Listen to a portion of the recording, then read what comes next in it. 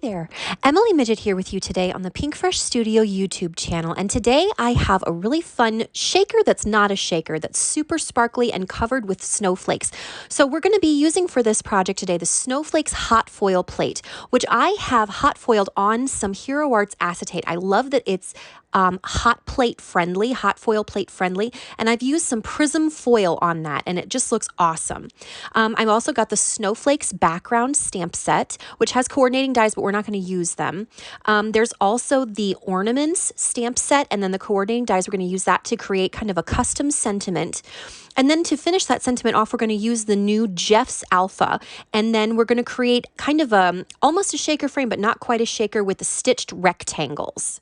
So first we are going to heat emboss the Snowflakes background stamp onto a panel of watercolor paper. This is Fabriano Artistico cold press watercolor paper, and I'm using some white satin pearl embossing powder. These are going to create some really subtle, kind of lovely pearlescent snowflakes on our background for our kind of shaker but not a shaker card.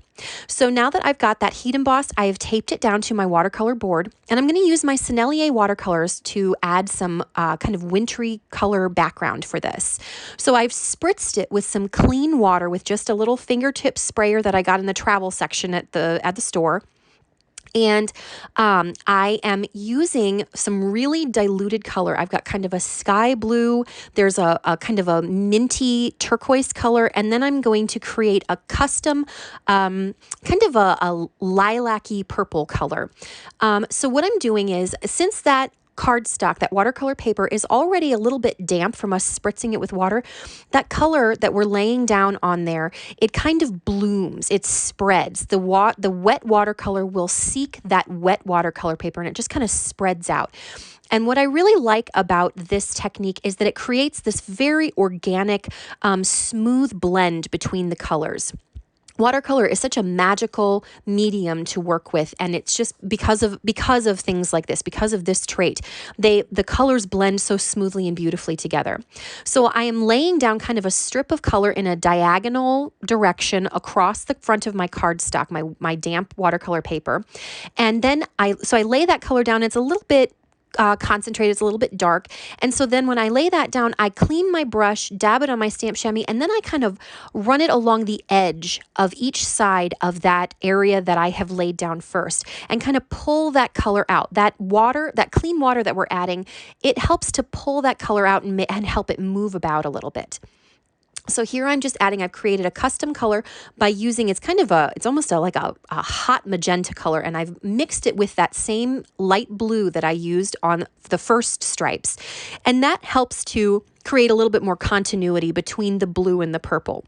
So you can see I'm adding some extra color here. I'm intensifying that color a little bit, those blues, because with watercolor, as it dries, it dries a little bit lighter than it does when you initially put it down. Then the intensity of the color kind of decreases as the water evaporates from the paper. So going back in and adding that extra little shot of color helps to kind of intensify those colors and make them a little bit more vibrant.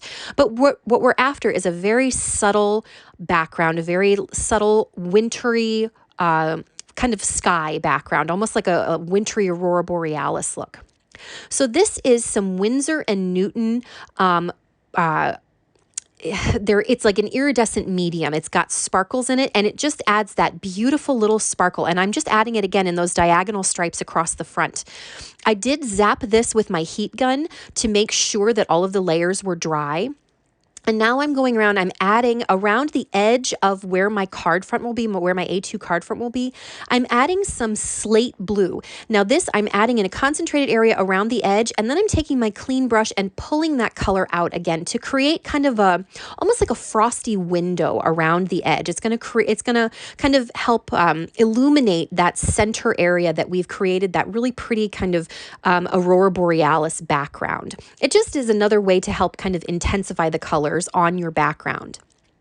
So we're just adding that dark slate blue, and then I'm going to zap it with my heat gun again to make sure that it's completely dry, make sure this panel is completely dry. And now we're going to add some snowflake splatters. This is just some white gouache that I've dabbed onto my glass mat, and then we're going to splatter it with my large paintbrush. So now I have used the stitched rectangles to create this really glittery white frame. There's no iridescence to this, and I wish I knew which company made this, but it's just one that I happen to have in my stash. I think it was a 12 by 12 cardstock, but there's no iridescence to this white glitter cardstock, so it doesn't add any extra color to it. But there is plenty of iridescence to these hot foiled snowflakes that I hot foiled on this acetate. I'm really excited about this technique. You just hot foil these with the acetate the same way you do any regular cardstock. So it's a really fun little extra technique, a little bit of extra fun texture to add to your card front. So I've trimmed that down, that panel down with the acetate and the hot foiled snowflakes. And now I'm going to add that glittery frame over the top. I'm using some really strong tape because with the acetate, it is a little bit difficult to get that to adhere down nicely. So I'm going to use this really strong tape to create this frame. And you could use liquid glue, but I worry about the liquid glue kind of squishing out from the behind. So this tape is nice and clean and it creates a great seal. Now you could, at this point, create a shaker card with this. That would look awesome. But I was looking for something that I could mail really easily. So we're not going to create a shaker card today. There are lots of tutorials on how to create shaker cards, but we're not going to make one today. So I wanted to create a custom sentiment using the new Jeff's Alpha alphabet dies. I think the font in that die set is super, super classy. So we're going to take the peace, love, and joy sentiment from the ornaments stamp set, and we're going to heat emboss that partially on some waterfall cardstock from Spellbinders. It's a really lovely shade of kind of minty aqua color that is similar to the minty aqua that we put in our watercolored background. So I've heat embossed that, the peace, love, and I've die cut that with the coordinating die. I think that just looks so super clean and polished when you use the coordinating dies for the sentiments. And now we're going to use the Jeff's Alpha to finish that sentiment off with the joy, peace, love, and joy. And we're going to use, again, that Spellbinders waterfall cardstock to cut the back, the kind of area around that detail layer. And we're going to layer those, put the top layer cut from that really pretty white glitter cardstock. We're going to layer all of those pieces together. And that aqua layer from behind, that helps to kind of emphasize that joy sentiment, and it helps it to pop from that busy, sparkly, shiny background. So now we have all of our pieces assembled. You can see the beautiful shimmer and shine on that watercolored background using the Winsor & Newton iridescent medium. And then you can see the amazing, amazing hot foiled snowflakes on that acetate. I am just so excited about that. I can't wait to try that on other projects. But I mean, if you can't put sparkles on your Christmas cards, when can you put sparkles on cards? I mean, it's perfect for Christmas cards. So now we're just going to adhere. I'm going to do some really simple, a really simple layout, just kind of layer things in the bottom right corner. We're not going for anything really elaborate here, but that sparkly window, the snowflake window behind creates that really pretty festive background for our sentiment, for our large scale sentiment. It's a custom sentiment. I think that is so much fun that you can take those alphabet letters and create your own custom sentiments. So you can see them all layered up together. Now I am going to take, these are some thin foam dots that I got, and they're a little bit thinner. I think they're like a 1/16 of an inch high, so they're not super tall.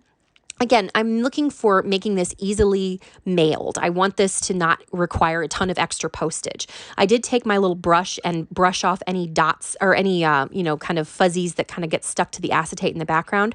But then we just layer it on top of our watercolored background, make sure that it's adhered down. And this would be really easy to pop in the mail with not a ton of extra postage or anything like that. It's just super simple, not a lot of weight to it because there's no shaker bits or anything in there and not a ton of foam tape. So there you have it. I hope you enjoyed this Christmas card.